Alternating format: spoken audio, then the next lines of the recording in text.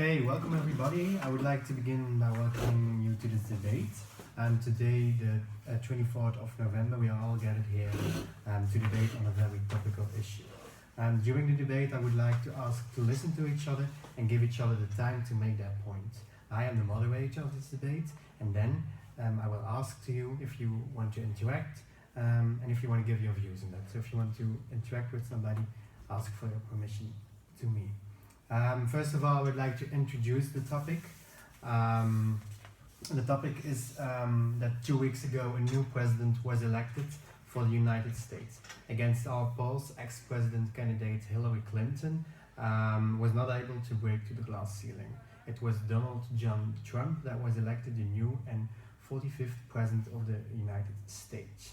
Now the attendees on my left-hand side, I have Ms. Elise and Mr. Karl. They will argument on the pro side of Donald Trump. Excuse me. And on my right-hand side, I have Miss Helen and Miss Hebe. They will argument as the Donald Trump.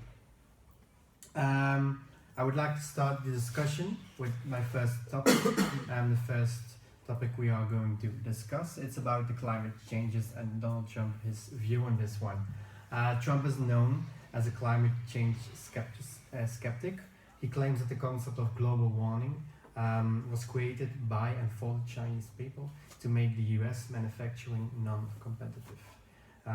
Very recently, yesterday, during an interview with the New York Times, Trump reconsidered this statement. He admitted that human activities lead to global warming. It seems like Trump is changing his state of mind. I would like to ask Ms. Helen where you stood on this change of mind. Well, if you ask me, we should look a little bit further than what he's actually saying and don't take his words for granted. The 21st of November, as you said, he stated to have an open mind on climate change and that there might be some connectivity between human and global warming in his interview with the New York Times. In my opinion, he hasn't changed his mind on climate change at all, but just made a bunch of nonsensical statements about it. For example, when Thomas Friedman from the New York Times asked Mr. Trump if he was going to take America out of the world's lead of confronting climate change, Trump said that he was looking at it very closely and he had an open mind about it, and that it's an interesting issue to think about. He never actually admitted that he has changed his opinion on climate change, but just avoided answering to the question by giving some meaningless answers. Then he admitted that humans have some connectivity on climate change, but that it depends on how much it's going to cost their companies. He claims that it will be too expensive to fix global warming, and that climate regulation was becoming more and more of an issue, and of the reason that companies in the US were finding it hard to compete with others from around the world, and that it was the fault of climate regulation that 70,000 companies broke down. But that's not a good argument, I think, for Donald Trump to say. And the third big thing he says is that he dislikes windmills because of the impact of steel production for wind turbines on the atmosphere, which is hypocritical because wind energy is a good thing. So let me end by saying that these examples that Trump hasn't stated at all to have changed his mind on climate change, and that he still has no clear politics about it. He's just avoiding to answer clear and trying to make people believe that he has changed his mind on climate change and will work together with other nations to a better environment. At least in my opinion, he hasn't changed his way of manipulating people. Okay, thank you. Mr. Karl, I wonder if you'd like to comment on the arguments of Ms. Helen? I have to disagree, Helen. I do think that Trump has changed his perspective, and now that he starts to find out that it's scientifically proven that the climate change and global warming is caused by mankind since the Industrial Revolution. But I think that Trump, as a businessman, is more concerned about the national debt of the United States because they pay billions of dollars every year to assist the United Nations in their climate change programs. it's stated by Business Insider that America owes almost $20 trillion to the rest of the world. And of those $20 trillion, almost 10 of those have been added by Obama's policy. So I think with the change of Trump and with the abolishment of all the climate change programs, they will save a lot of money and help the country climb out of the national debt. Ms. Helen, you'd like to respond? No, I have nothing further Okay. to say. Thank you. And I would like to move on to the next issue. I would like to focus on a quote from Donald Trump. I will now quote him. He said, "When Mexico sends its people, they are not sending their best. They are bringing drugs, they're bringing crime, they're bringing rapists. And some, I assume, are good people." On June 16th, Donald Trump began an announcement speech with these words. Trump is calling to build a massive wall on the US border with Mexico, for which he said he would make the Mexicans pay. I'd like to ask my colleague, Ms. Elise, to give her views on this statement. I believe that this wall is the only way to reduce criminal rates over here, because there are only being illegal immigrants imported, illegal weapons, drugs, etc.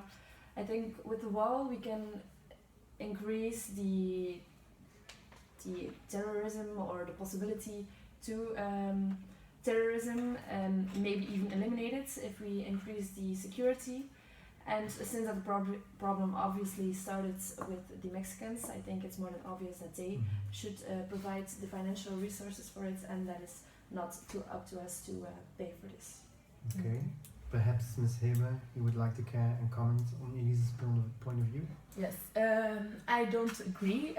In my opinion, building that wall is wrong in so many ways. I don't think it's a realistic idea at all, because Trump says he will build a wall of 1,000 meters long and 50 feet high, and he thinks that will only cost 10 to 12 billion dollars. But engineers all over the world have estimated that cost at about $25 billion. Also, to build that wall, he would have to crisscross private land. So what would he do with that? Would he buy it from the owners, or would he legally force them to leave their land? And also, he says the Mexican president, Mexico will pay for it, but the Mexican president, Enrique Peña, said he won't pay for it. So I don't know how he will fix that. Will he force Mexico? I don't think that's possible. Also, a lot of animals live alongside the border, and there are also, for example, the endangered species like the jaguar and bears. And if you put a wall there, you can have a jaguar on one side of the wall and a jaguar on the other side of the wall, and they won't be able to mate, and they are already endangered, so they become more endangered. Also, Trump says that wall will be beautiful, but I don't see how a wall from 1,000 miles long and 50 feet high can be beautiful, so it will damage the landscape, in my opinion. Okay, you want to respond, Elise? Gladly. Can I just say that obviously there should be some negotiations about the matter, that's obvious. But 1/3 of the wall is actually already there. And not by the demand of Trump, but by the last president, Obama. He asked for it. So actually there is already a part of it over there. It wasn't Obama that asked for the wall, I think, but it was longer there. Yeah. But that wall isn't a wall, it's not a concrete wall, it's a fence, and it's damaged on most places, and it's also more symbolical. But if you put there a wall across the border that is so long and in concrete, it will do more damage than good, and you would also have to find a lot of guards to guard it, so that would cost tons of money, and I don't see that happening. Okay, thank you for your opinions on the second topic.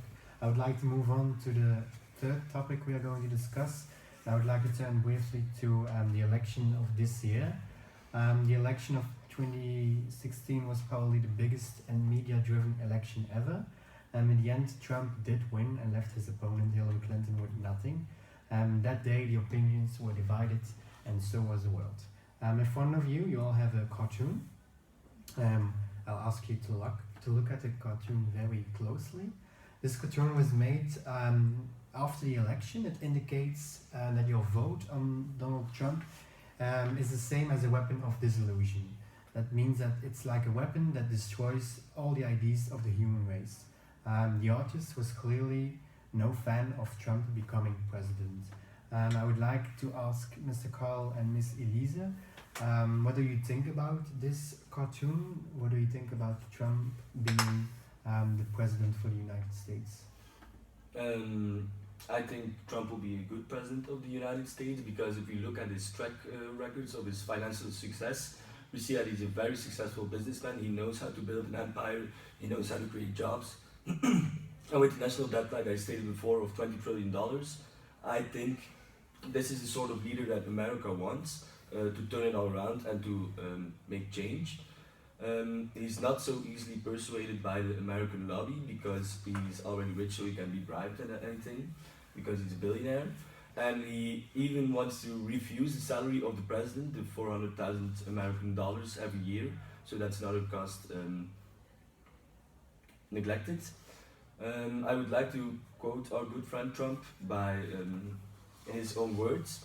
"I will be the greatest job president that God ever created, I'll tell you that.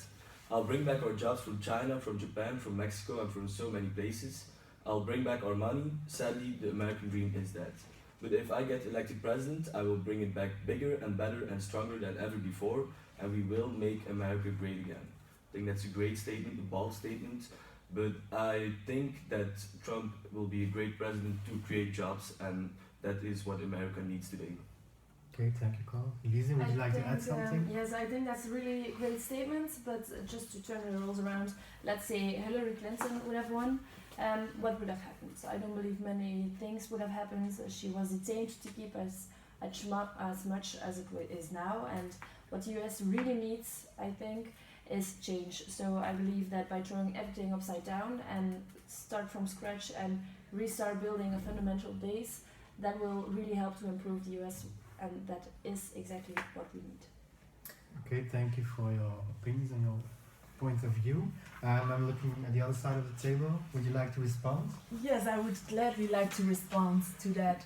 I don't agree because personally I feel that Donald Trump only won because of the Electoral College. Hillary Clinton was 1.7 million votes ahead of Donald Trump, so that was the public's vote. According to the public, Hillary should have won, but because of the system of the Electoral College, that didn't happen. And the United States claimed to be a democracy, but in this way it's not a democracy. And also I think that Trump is a very inconsistent person because back in 2012 when Barack Obama had won the presidency of the United States, he thought mistakenly that he didn't won the public's vote. So he said that the Electoral College was a disaster for democracy, but now he's cheering for the Electoral College because he won because of them. So I don't agree with that at all. Okay. Helen, you would like to add Yes, something? I agree with Hebe, of course, and I would like to add some arguments as well. First of all, I think that he's stuck up. By saying this, I mean that you can't really say that Trump is a good president because you really don't know where he stands on anything. He doesn't understand how government works, in my opinion. Do you really think that the Congress in America would approve of a ban on all Muslims or would approve of building a wall between Mexico and the United States? And yeah, think about that for a second. If they don't approve it, which they probably won't, there won't be a wall, and so he won't be able to make his dreams that he's talking about, his American dream, come true. So he also switches positions on issues every day, and what also is an important issue that he has changed political parties 5 times already in his life. Secondly, he hates Muslims and Mexicans, and a person who hates people of a religion or a race and wants to get them out of their way sounds familiar to us all, I think. Think about Hitler in the 1940s. We all know how that ended. And what frightens me is the fact that Trump mentioned during a public debate that he would force the American troops to obey his illegal orders. Do you really trust someone in the White House who has that kind of mentality, who would obey people to do something even though it's illegal and it's not allowed to do? And in my opinion, that's a dictator's mentality. And also, Trump can't control himself. Look at 3 days before election day, his Twitter account was taken over by his party because of the fact that he tweeted some quotes that were that did damage to his image. So I think about for a second, if he was standing in front of a broad public, a broad audience, live broadcasted on television, and his party isn't able to interfere what he would say and which impact that would have on the public. So I think there are strong points and arguments that we really should think about. Okay, thank you for your points of view. If I may, can I respond Yes, you briefly? can. About your comments that Trump has changed his mind back in what he said in 2012 and now. But what would his statements of change is necessary mean if he doesn't change his opinion themselves over a period of 5 years? I think it's necessary that you don't stick with the same ideas. If the environment changed and everything changes, you have to develop with the environment, I think. In my opinion, that's the same with the climate change. Now he's elected as president. He feels that he should win the part of the public over that didn't vote for him, and now he's saying, oh yeah, maybe it's possible that mankind has some interference in environmental changes. But he's just changing everything for his image and to gain popularity. So, If I may, Yeah, you can. I think there's a difference between saying that you will change and manipulating what you're saying that you will change. And that's something that he's really good at. He's just changing his words in a way, actually they're meaning the same, but he changed them so people think, okay, he has also changed. I think But there's a really thin line between it. But if you're pro him, I understand that you can't see the line, of course. Okay, thank you. I think at this stage I feel like we should wrap up the debate and move on to the conclusion, because in the end of the 2 days it's Trump that's sitting in the Oval Office and nobody else, so we can't really do anything else about that. Are there any more arguments or important aspects of discussion you would like to highlight or repeat? I think I think I've covered it all in my Okay. I just want to say change is important, without it we're lost, and that is my only argument to choose. I still want to add something to that. Yes, He of also course. wants to change abortion laws. So he says abortion should be abolished, and people who choose for abortion, they should be punished. But what about rape? He still says if you're a rape victim, you shouldn't be able to do abortion, to choose for abortion. That kind of change is not good in my opinion. Okay, I think we can wrap up here and conclude that about global warming, Trump has no clear politics. He didn't change his mind. He just said there might be some relation, but he never really admitted anything. Now from the pro side, I said it's a good thing that he changed his perspective. It's proven by science that it's caused by human activity, so he can't really do anything else about it. If it's proven by science, it's there and you can't go around it. About the wall, the poster says that it's the only way to reduce crime in the US, and the wall can ensure safety in the United States. So I think that's very clear. But on the con side, we have the enormous costs of almost $25 billion. But Trump claims it's only $10 billion, and it could be very bad for the environment as well, for the animals, for example, but also for the immigrants. Then on the election itself, the pro side is very clear that the change is necessary in America.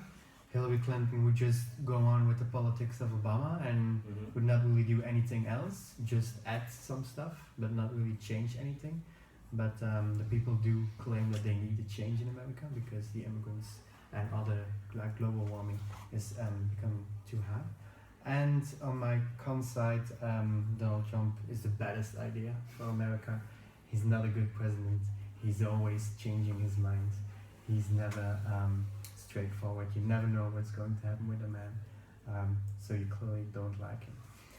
I would like to thank everybody for this debate. I had some really good arguments, some clear views. You listened to each other. It was a nice debate. I think we can wrap up here. Thank you. Thank you. Thank you.